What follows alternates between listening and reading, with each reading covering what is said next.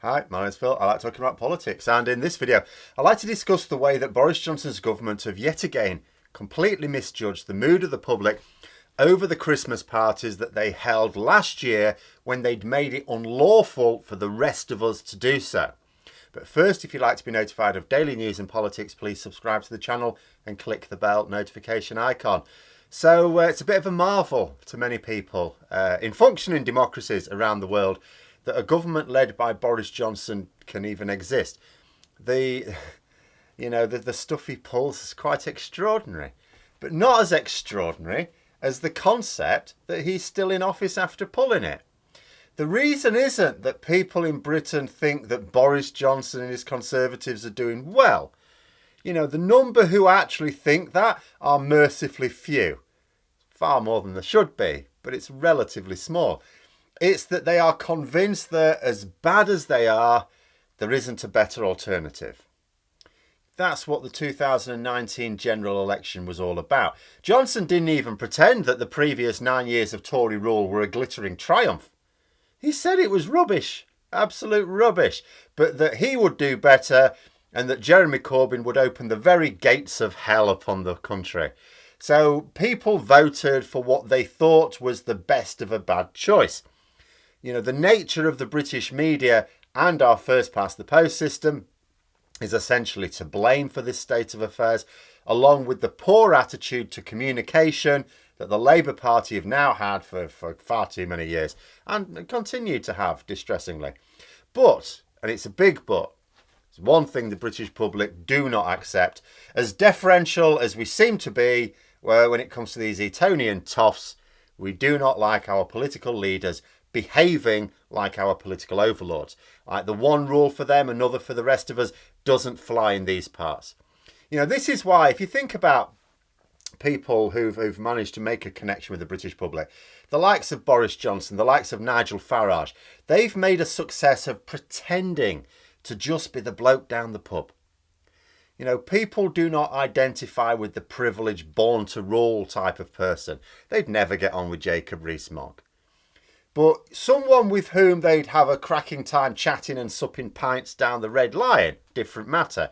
That's what Boris Johnson and Nigel Farage pretend to be. And the explosive news last week that there'd been a Christmas party at Downing Street last December, when the rest of the country was in lockdown, was something that struck a chord with the public. And it got worse. Turns out there wasn't just a Christmas party in Downing Street. There were loads of them. Loads of them. Fines were being given to ordinary members of the public for flouting the rules and attending their own parties at this time. Government ministers, including Priti Patel, were talking of the importance of shopping anyone attending such a party to the police because they were endangering us all with their reckless actions. The police were making it clear as well. It's not just that this is the law, it's there for public safety. We were in the grip of a deadly second COVID wave heading into winter, and we were in our second lockdown. But at the same time as the government were telling others to observe strict lockdown conditions, they were planning, hosting and attending Christmas parties with dozens of other drunks packed into small rooms playing party games until after midnight. But the government and their stooges in the media tried to brush it off as a Westminster bubble story when it broke, which is their code for trying to pretend it's not something the public really care about. Oh, this is something you're making a fuss about. The public don't really care. But they do. In fact, it's even worse than the ongoing corruption scandals, which they also tried to say the public didn't care about.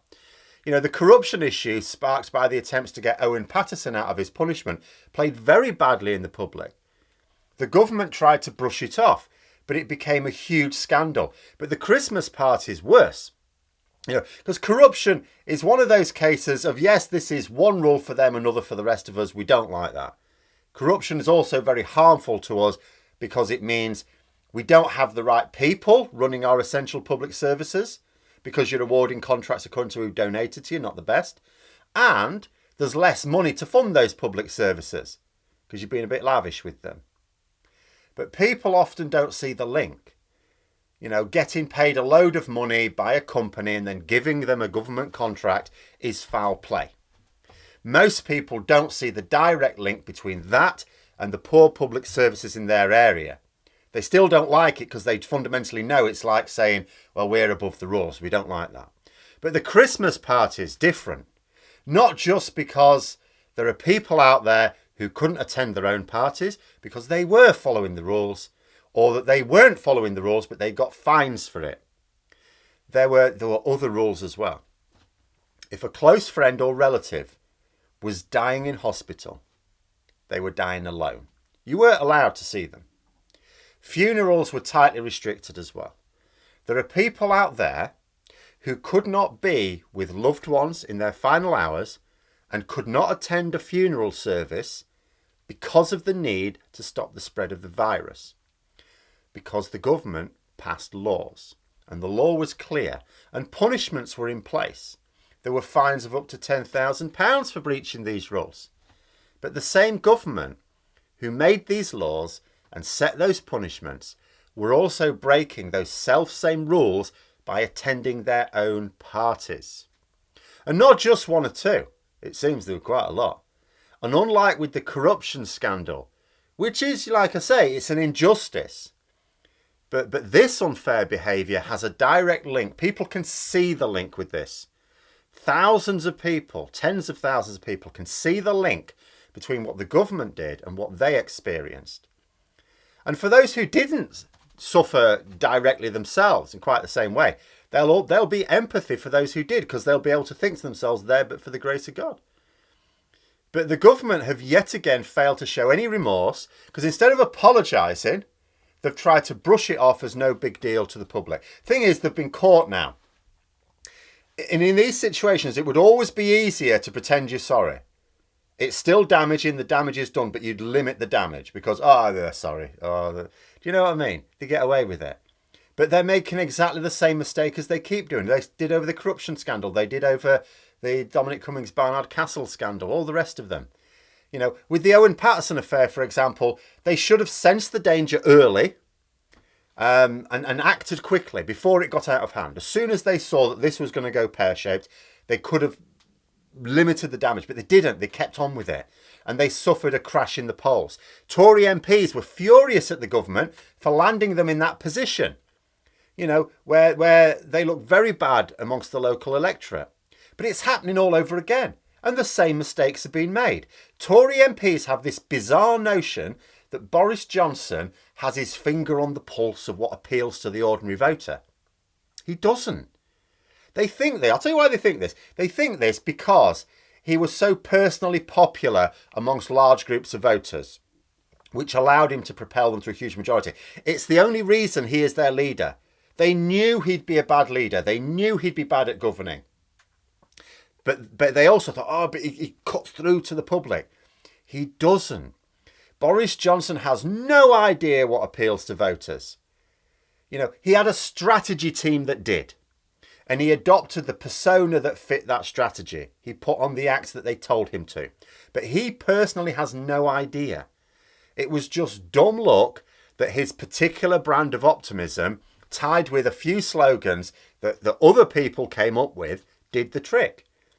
You know, his MPs would do themselves a massive favour to come to the realisation that a guy who burned a £50 note in front of a homeless person for a laugh does not have any idea or indeed interest in what the ordinary voter thinks or wants. You know, I have to laugh when I read, sometimes you'll see a Tory MP say, he seems to have lost his touch. He's always been like this. He never lost his touch. He never had it in the first place. He's always been someone who thinks himself above the rules set by others. And it's not just that before the public and his own party ignored these character flaws, you know, it's because they thought they were getting something out of it. That's what it was. It was worth it. They understood the flaws. But it was worth it because they were going to get something in return that would be worthwhile. But this is where it falls down now. This is what's changed. Because he's not giving them what they wanted. Brexit is going badly wrong. Promises have been broken on like rail links, social care, taxation, pensions. Johnson's disdain for the rules was never an irrelevance. The government said, the public don't care. They did. They always cared. It was just a cost factored into what he was going to give in return. But now he isn't giving that in return. He's not coming up with the goods. So the cost, which was always there, is not looking like a sound investment anymore. That's what's happening here. As more and more of these scandals emerge, and they will always emerge, and they're never anything new half the time. They've been around for years. But every time one emerges now, people will judge it not in terms of is the cost worth it for what we're getting? Because they're not getting it. So they'll now judge it through the lens of the broken election promises. You know, old ones will re-emerge as well and be viewed more critically, like the Jennifer Arcuri scandal. Like even the corruption scandals weren't actually new. They just didn't have any impact before. Once the public were turned off this idea of getting Owen Paterson off, a load of these corruption scandals just came back. They'd already been reported on, but the public didn't care. Now they did. You know, many of these examples of Tory sleaze that outraged members of the public last month had no impact on them when the same ones had been reported half a year ago. But after Owen Paterson, people were looking at them with a different outlook. And one thing is certain, with Boris Johnson in charge, there's always going to be more scandals. There's always going to be more broken promises. Like some of these broken promises, it's not... I knew he was going to break some of these promises. It was quite clear they weren't... You know, it was pretty clear that they couldn't even keep all the promises. Some of them were contradictory. But some of the promises they're broken, they didn't have to. They're just doing it because they think they can get away with it. Like someone pointed out when Boris Johnson was trying to say, we followed all the guidelines at these parties, which of course they didn't, that he was smirking. He thinks he's getting away with it because he's still in power. He is getting away with it. You know, this story about the Christmas parties, it took nearly a full year for that to get public attention. Who was sitting on that for a year? And what others might be waiting for an opportune moment. You know, I'm going to wonder, is one going to emerge next week? Conservatives are fighting another by-election next week. This time one that could actually go really close. And if it can be really close, and a lot of people can see it's really close, you might get a load more people getting out and voting for it. The turnout might be a bit higher. And then who knows, it might actually be flipped. But those are my thoughts. Let me know yours in the comments below. Hope you found the video interesting. If you did, don't forget to click the like button. If you'd like to support the channel further, please also click the Patreon link for details. And until next time, I'll see you later.